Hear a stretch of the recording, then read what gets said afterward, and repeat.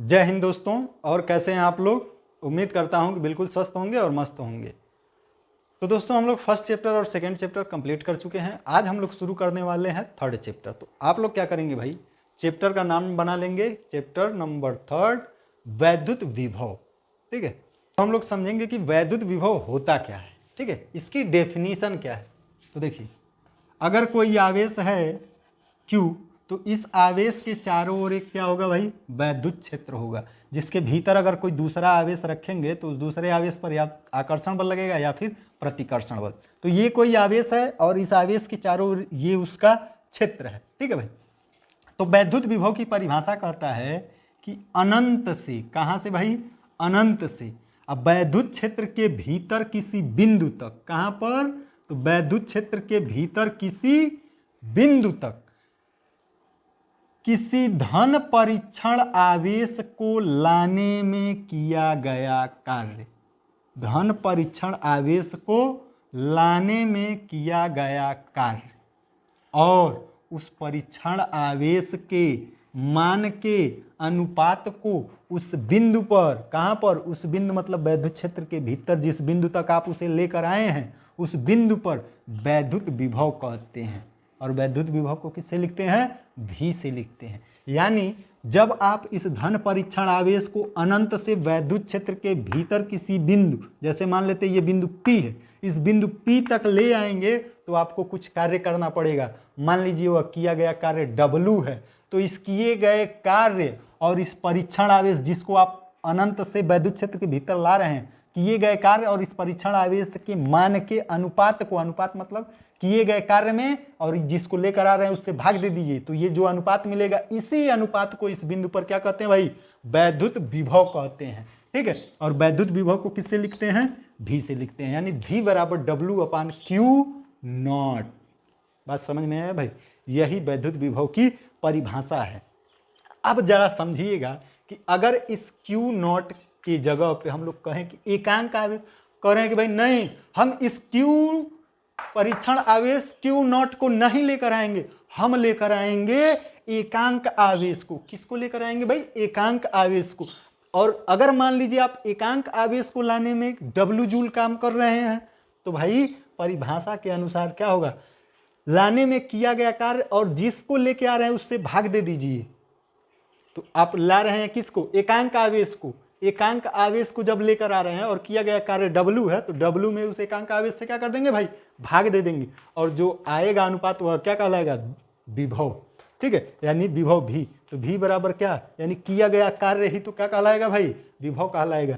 इसके आधार पर अगर परिभाषा लिखेंगे हम लोग तो क्या कहेंगे, कहेंगे अनंत, एकांक आवेश को अनंत से, किसको भाई, एकांक आवेश को अनंत से वैद्युत क्षेत्र के भीतर किसी बिंदु तक लाने में किया गया कार्य उस बिंदु पर वैद्युत विभव कहलाता है। बात समझ में आया? तो अगर इस आप समझें तो भाई साहब आप परिभाषा कैसो लिख सकते हैं, दोनों परिभाषा बिल्कुल सही है। अगर इसके आधार पर लिखेंगे तब भी सही है और इसके आधार पर लिख रहे हैं तब भी सही है। डिसाइड आपको करना है कि आप परिभाषा कैसे लिखना चाहते हैं। ठीक है भाई, तो आप बता देंगे, लाइन चेंज करके बता देंगे कि विभव V बराबर, विभव या वैद्युत विभव V बराबर W/Q0। तो ये विभव का क्या बन जाएगा भाई, फार्मूला, और इसका मात्रक क्या होगा, वोल्ट। वोल्ट मतलब क्या होता है भाई, वोल्ट का मतलब नीचे स्टार पॉइंट बना के लिख लीजिएगा, 1 वोल्ट बराबर जूल प्रति कूलाम, जूल/कूलाम।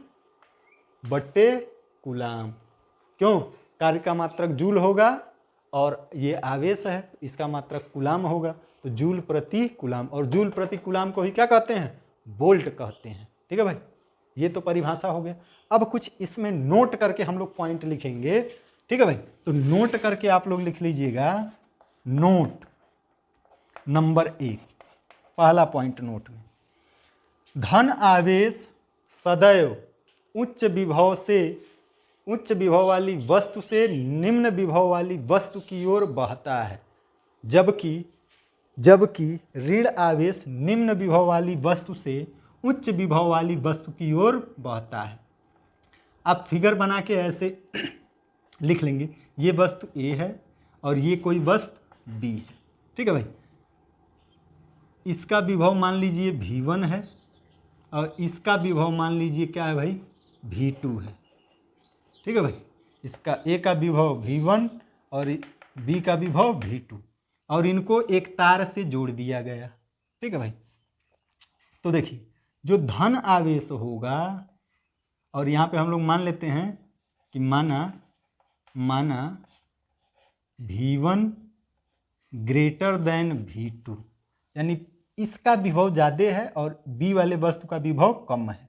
तो ऐसे स्थिति में जो धन आवेश होगा वह ऊंचे विभव से निम्न विभव की ओर बहेगा। किधर बहेगा? उच्च विभव वाली वस्तु से निम्न विभव की ओर। लेकिन जो ऋण आवेश होगा वह निम्न विभव से, यानी इस B वाले से A वाले की ओर आएगा। कौन? ऋण आवेश, जैसे इलेक्ट्रॉन। बात समझ में आया भाई? तो धन आवेश हमेशा उच्च विभव से, जैसे पानी ऊंचे ऊपर वाले तल से नीचे की ओर बहता है, उसी तरह धन आवेश ऊंचे वाले विभव से निम्न विभव की ओर बहता है। लेकिन ऋण आवेश इसका उल्टा, ऋण आवेश कैसे बहता है? निम्न विभव वाले से उच्च विभव वाले वस्तु की ओर। ठीक है भाई, पहला पॉइंट। दूसरा पॉइंट क्या याद रखेंगे आप? नंबर 2 करके लिख लीजिएगा। पृथ्वी का विभव शून्य माना जाता है। पृथ्वी का विभव शून्य माना जाता है। पृथ्वी का विभव अगर आपसे कोई पूछे कितना होता है तो आप बताएंगे कि शून्य होता है। ठीक है भाई। तीसरा पॉइंट करके लिखिएगा, अनंत पर विभव शून्य होता है। ये अगर मान लीजिए ये आपका अनंत है तो अनंत पर विभव कितना माना जाता है भाई? शून्य। तो आप लिखिएगा कि अनंत पर विभव शून्य होता है। ठीक है भाई। और चौथा बात लिख लीजिएगा, चौथा पॉइंट लिख लीजिएगा नंबर 4 में, वैद्युत क्षेत्र की दिशा में विभव का मान घटता है। वैद्युत क्षेत्र की दिशा में विभव का मान घटता है। ठीक है भाई, इसको हम लोग समझेंगे बाद में। आप फिलहाल याद रखिएगा कि विभव जो है वैद्युत क्षेत्र की दिशा में जैसे जैसे आप आगे बढ़ेंगे विभव का मान घटता जाएगा। अब हम लोग समझेंगे विभवांतर क्या होता है। तो देखिए भाई, विभवांतर क्या होता है? कोई आवेश है तो उस आवेश के चारों ओर, ये कोई आवेश है, इस आवेश के चारों ओर एक क्या होगा भाई? क्षेत्र होगा। अब हम इसे खींच दिए हैं, मतलब यह है नहीं इसका क्षेत्र है। आप बस इतना समझिए कि आवेश के चारों ओर एक क्या होगा भाई? वैद्युत क्षेत्र होगा। ठीक है। मान लीजिए इस वैद्युत क्षेत्र के भीतर 2 बिंदु है, बिंदु A और यहाँ पे कोई बिंदु है B। ठीक है। तो जो काम आप यहाँ पे सोच रहे थे कि अनंत से वैद्युत क्षेत्र के भीतर किसी बिंदु तक आप ला रहे थे, किसको ला रहे थे? या तो परीक्षण आवेश Q0 को ला रहे थे या फिर एकांक आवेश को ला रहे थे।